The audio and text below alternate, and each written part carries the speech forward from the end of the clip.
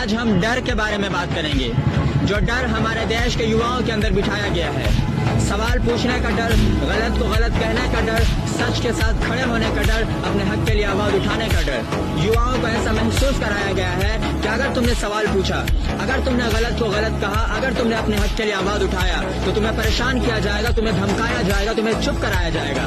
जिस कारण से आज हमारे देश के युवा सवाल पूछने से डरता है, गलत को गलत कहने से डरता है, सच के साथ खड़ा होने से डरता है। इसलिए आज हम अपने युवा साथियों से कहना चाहेंगे कि अपने अंदर से डर को निकालो।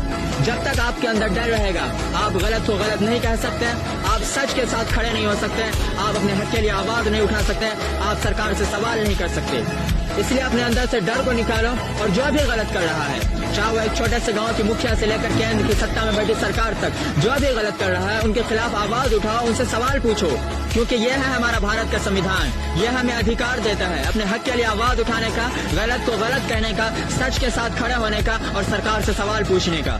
याद रखो, जब युवा सवाल करता है तो अत्याचार और अन्याय खत्म होता है। जब युवा सवाल करता है तो देश में क्रांति आती है। जब युवा सवाल करता है तो देश के बेहतर भविष्य तैयार होते हैं। अगर डर में जीना होता तो भगत सिंह 23 साल की उम्र में हंसते हंसते फांसी पर ना चढ़ते।